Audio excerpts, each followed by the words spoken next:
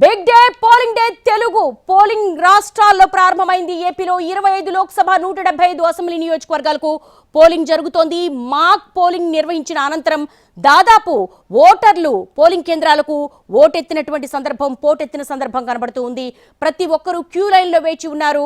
ఇటు ఏపీ వ్యాప్తంగా కూడా చూసుకుంటే గనక 4.5 కోట్ల మంది ఓటర్లు తమ ఓటు హక్కును వినియోగించుకోబోతున్నారు. ఉదయం నుంచే మహిళలు భారీగా తమ ఓటుకు వినియోగించుకునేందుకు పోలింగ్ కేంద్రాలకు చేరుకున్నారు. కొన్ని చోట్ల అక్కడక్కడ కూడా ఈవీఎంలు మొరాయించిన సందర్భం కనబడుతోంది. క్విక్గానే అక్కడ ఉన్నటువంటి టెక్నికల్ టీం అక్కడ ఉన్నటువంటి టెక్నికల్ ప్రాబ్లంను రెక్టిఫై చేస్తూ ఉన్నారు.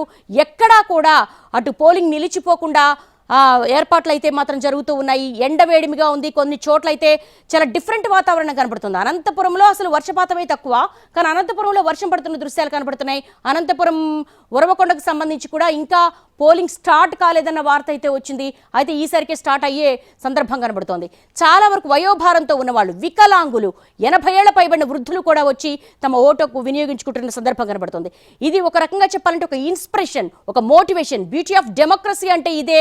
తమ ఓటును హక్కుగా భావించడమే కాదు, ఒక బాధ్యతగా భావించి చాలా వరకు కూడా అటు వికలాంగులు కావచ్చు, వయోవృద్ధులు కావచ్చు, తమ ఓటు హక్కును తమ ఐడెంటిటీ కార్డ్స్ తీసుకొని, తమ ఓటర్ కార్డ్స్ తీసుకొని లోపలికి వెళ్తున్న దృశ్యాలు చూస్తున్నాం. అక్కడ ఉన్నటువంటి పోలింగ్ సిబ్బంది కావచ్చు, చాలా వరకు వాళ్ళని జాగ్రత్తగా తీసుకెళ్లి ఓటు వినియోగిస్తున్నటువంటి సందర్భం కనబడుతుంది. గతానికి భిన్నంగా ఈసారి హైదరాబాద్ నుంచి పెద్ద ఎత్తున సెటిలర్స్ అందరూ కూడా ఏపీకి వెళ్లిన సందర్భం కనబడుతోంది. ఇటు తెలంగాణ వ్యాప్తమే కాదు, కర్ణాటక కావచ్చు, మహారాష్ట్రలో కావచ్చు, ఇటు చుట్టుపక్కల ప్రాంతాల్లో బెంగళూరు కావచ్చు, ఇక్కడ ఉన్న వాళ్ళందరూ తెలుగు వారందరూ కూడా ఏపీలో ఓటు హక్కు ఉన్న ప్రతి ఒక్కరూ కూడా తమ ఓటు వేసేందుకు వెళ్తున్నారు. సహజంగానే ఓటు వేసే రోజును పోలింగ్ డేను హాలిడేగా, రిజల్ట్ డేను హాలిడేగా భావించి అర్బన్ ఓటర్స్ అందరూ కూడా ఇంట్లో పడుకోనో లేకపోతే టీవీలు చూస్తూనో లేకపోతే ఒక ఫన్గా చూస్తారు. కానీ ఈసారి అటువంటి సిచ్యువేషన్ చాలా తక్కువగా ఉందని భావించవచ్చు.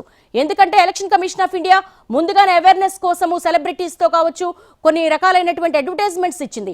అంతేకాకుండా పర్సనల్గా కూడా ఇటు పొలిటీషియన్స్ కావచ్చు, అలాగే సెలబ్రిటీలు కావచ్చు, ఓటుకు ఉన్నటువంటి ప్రాధాన్యతను వాళ్ళకి తెలియపరచడం జరిగింది. అంతేకాకుండా విభజిత ఆంధ్రప్రదేశ్లో జరుగుతున్న 3వ అతిపెద్ద సార్వత్రిక ఎన్నిక చాలా టఫ్ ఫైట్ కనబడుతుంది.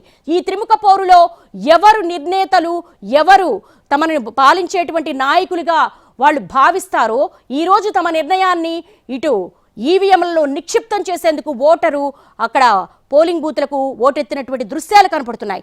80 ఏళ్లు పైబడి వీల్ చైర్లో ఉన్నటువంటి ఒక వృద్ధురాలు, ఒక ఇన్స్పిరేషన్గా ఆమె ఓటు హక్కు వినియోగించుకునేందుకు వస్తున్నారు. నడవలేని వాళ్ళు కూడా వస్తున్నారు. మహిళలు కావచ్చు, చంటి పిల్లలతో వస్తున్న వాళ్ళు కావచ్చు, వయోభారంతో వస్తున్న వాళ్ళు కావచ్చు, వాళ్ళందరికీ కూడా ఎండవేడిని తట్టుకునే విధంగా కొంత అక్కడ షామియానాలు కావచ్చు, షెల్టర్స్ కావచ్చు వేశారు. అలాగే వాళ్ళకి వాటర్ ఫెసిలిటీ కల్పించారు. అలాగే అక్కడ ఎలాంటి అవాంఛనీయ సంఘటనలు జరగకుండా కూడా rapid action force, striking force, CRPF దళాలను, సిటీ పోలీసులు వాళ్ళందరూ కూడా ఒక సమన్వయంతో ప్రశాంతమైన వాతావరణంలో ఓటు హక్కు వినియోగించుకునేందుకు ఏర్పాట్లు చేశారు. ప్రస్తుతం మనం చూస్తున్నాము ఇటు అసదుద్దీన్ ఓవైసీ తన ఓటు హక్కును వినియోగించుకునేందుకు లోపలికి వెళ్తున్నారు. వినియోగించుకుని ఆయన బయటకు వచ్చి తాను ఓటు హక్కు వినియోగించుకున్నాను, ప్రతి ఒక్కరూ కూడా ఓటు హక్కు వినియోగించుకోవాలి. హైదరాబాద్ నుంచి మనము లైవ్ చూస్తూ ఉన్నాము. ఇటు మనకి పాత బస్తీకి సంబంధించి కూడా అప్డేట్ వస్తూ ఉంది. ఇక ఓటర్లు బారులు తీరుతున్న దృశ్యాలు కనపడుతున్నాయి. ఏపీలో ఎక్కడ చూసినా పోలింగ్ కేంద్రాల వద్ద బారులు తీరి కనపడుతున్నారు. ఇప్పుడు టైము 5 to 8 అవుతోంది, అంటే 5 నిమిషాలు తక్కువ 8. ఇప్పటికే చాలా వరకు కూడా జన జాతరను తలపిస్తున్నాయి పోలింగ్ కేంద్రాలన్నీ కూడా. అలాగే అక్కడ ఉన్నటువంటి సిబ్బంది కావచ్చు, పోలింగ్ స్టేషన్లో ఉన్నటువంటి అక్కడున్న అధికారులు కావచ్చు, ఎలాంటి అవాంఛనీయ సంఘటనలు జరగకుండా కూడా ఈవీఎంలు మొరాయిస్తే క్విక్గా రియాక్ట్ అయ్యే విధంగా కూడా టెక్నికల్ టీంను కూడా అందుబాటులో ఉంచారు. వాళ్ళు ఏదైనా మొరాయించిన చోట ఇమీడియట్గా దాన్ని రీప్లేస్ చేసే విధంగా కూడా ఏర్పాట్లు చేసినటువంటి దృశ్యాలు కనపడుతున్నాయి. ప్రస్తుతం తెలుగు రాష్ట్రాల్లో ఏపీ ఓటర్ పోటెత్తాడు. ఆంధ్రప్రదేశ్ భవితవ్యాన్ని నిర్దేశించేందుకు వాళ్ళు తమ ఓటు హక్కును వినియోగించుకోబోతున్నారు.